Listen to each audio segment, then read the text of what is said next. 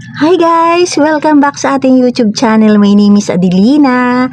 So ngayon po ang i-share ko sa inyo ay ito pong ating sakis na malaki. Kasi meron po sa akin nag-DM o nag-direct message na kung paano raw po ang pag-aalaga nitong aking sakis na to.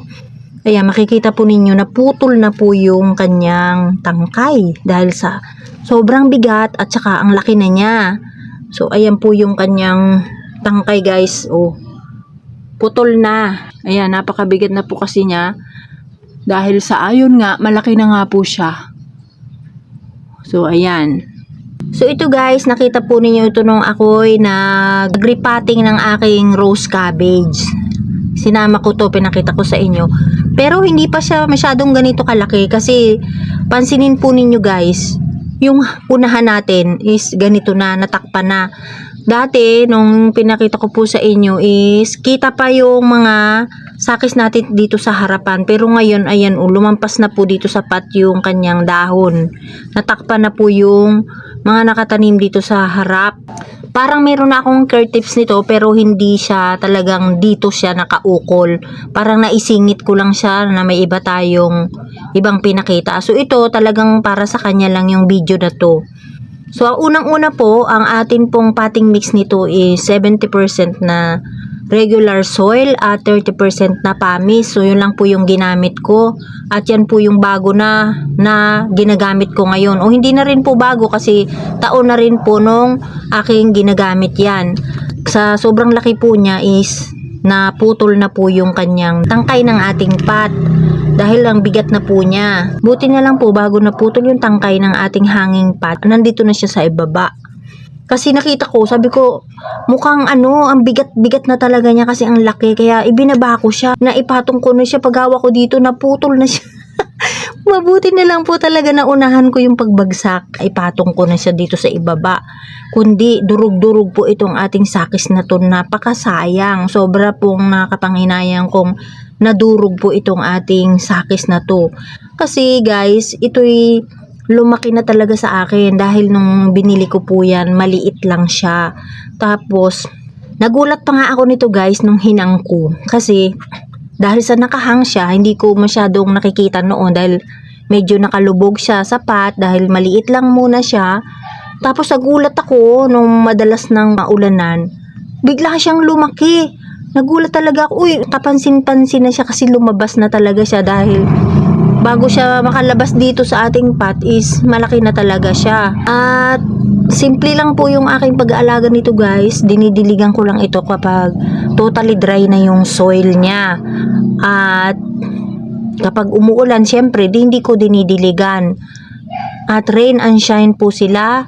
Direct sunlight, full sunlight. So, ito po yung pag-aalaga ko dito sa ating sakis na to guys.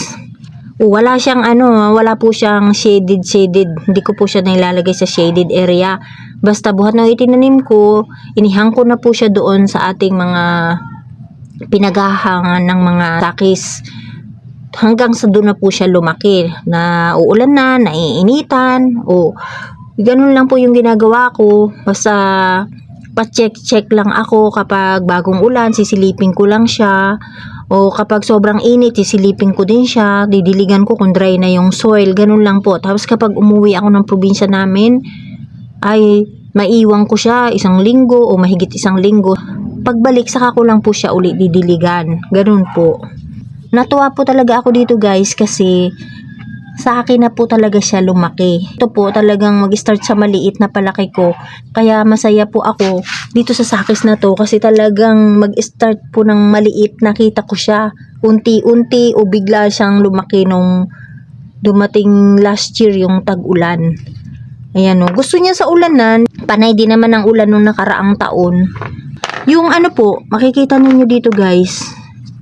Mayroon ako ditong itinanim. Inabot siya ng ulan. Hindi pa siya stable. Kaya yun, nawala, namatay siya. Pero ito mga to kasi, mga dahon lang nung inilagay ko yan. Kaya, unti-unti lang po yan lumalaki dito sa ating pot. Kaya, ayan, makikita niyo na dikit-dikit, maliliit. Kasi, nag-start po sila sa dahon. Ayan, o. So, yan po ay maliliit lang. ito po, oh, ayan, hindi na po makita yung ating sakis dito kasi ayan, oh, lumabas na yung kanyang dahon dito sa ating nakabilog ng pot. Sa bunganga ng ating pot, lumabas na siya. So, ganun lang po kasimple guys ang aking pag-aalaga nito. Oh, hindi nga po masyadong alagay nitong ating sakis na to kasi i-check mo lang, i-check ko lang kapag sobrang init. O yun, didiligan ko siya pag dry na yung soil niya. Kapag umuulan naman, nandito lang po siya 24/7. Hindi ko po siya inaalis sa kanyang pagkakabitin o pagkakahang doon sa ating pinaghahangan ng mga succulent or cactus. Kung mapapansin po ninyo, basa yung dahon ng ating sakis na to kasi umulan po kagabi. O ayan, o basa. Yan. At saka yung dito sa gitna, makikita ninyo may tubig pa. O. Yung dito, kasi yung dahon niya, nakabaluktot, nakasahod. So, madumi siyang tingnan kasi nasa sahod niya yung mga alikabok. Tapos kapag umulan, ayan siya. Ayoko namang hawakan kasi masisira yung parina niya, oh. Pag ginanyan ko. Dati kasi tinanggal ko yung alikabok, ay nasira yung parina niya kaya hinahayaan ko na lang. So ayan, oh, may mga natanggal ding parina.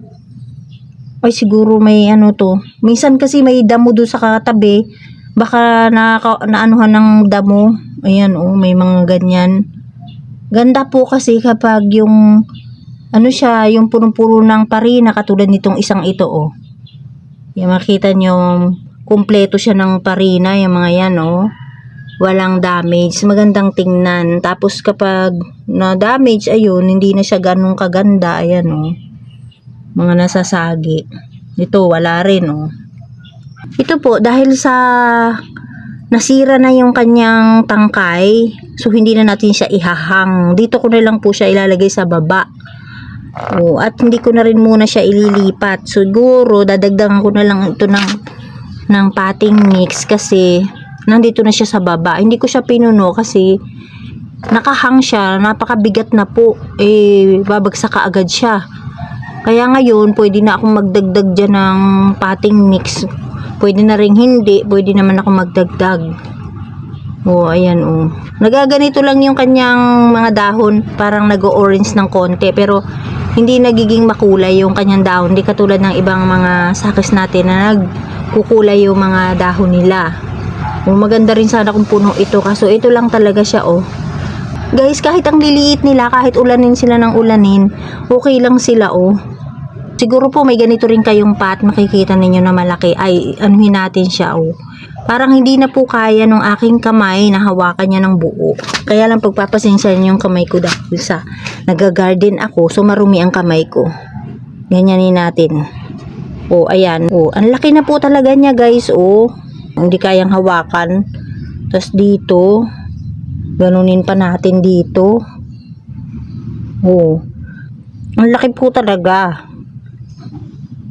Oh. So, bali parang 4 na palad ko na to kapag ginanong ko siya ng ating kamay.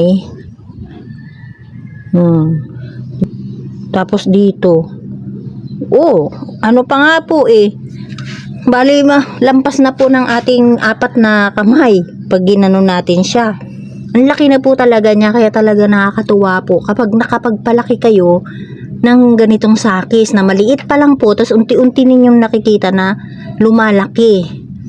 Ayan, kaya ito po talaga, guys, is sobra talaga itong binantayan ko.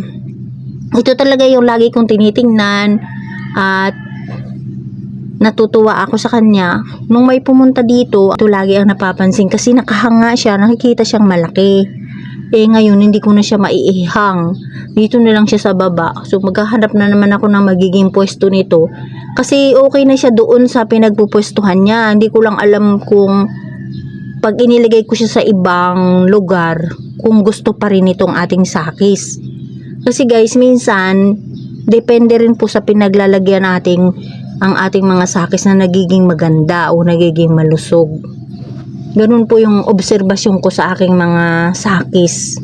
Kaya po, mapapansin ninyo sa aking mga koleksyon, paiba-iba po ako ng tanim o ibig ko sabihin, paiba-iba po yung makikita ninyo sa aking mga pots. Halimbawa, yun ang pots ko nung nakaraan, ibang nakatanim, tapos mababago na naman kasi kapag hindi ko nakikitang gumaganda aking mga sakis o hindi nagiging malusog, nililipat ko po talaga sila ng pot o ng pwesto. Ganun po yung ginagawa ko. Ayan po guys ang aking simpleng pag-aalaga nitong aking succulent na ito na talagang lumaki sa akin. At ito po ay taon na. So aabutin pa to ng ilang taon. May awa ang Diyos na lumaki pa siya sa akin. Ayan guys, maraming pong salamat sa inyong panonood. Thank you for watching at mag-ingat po kayong lahat. At sana po kung hindi pa po kayo nakaka-subscribe sa ating YouTube channel ay huwag po ninyong kalimutang mag-subscribe at paki-hit po ng bell icon para po ma-notify po kayo kapag may bago tayong video. Ayan, bye-bye!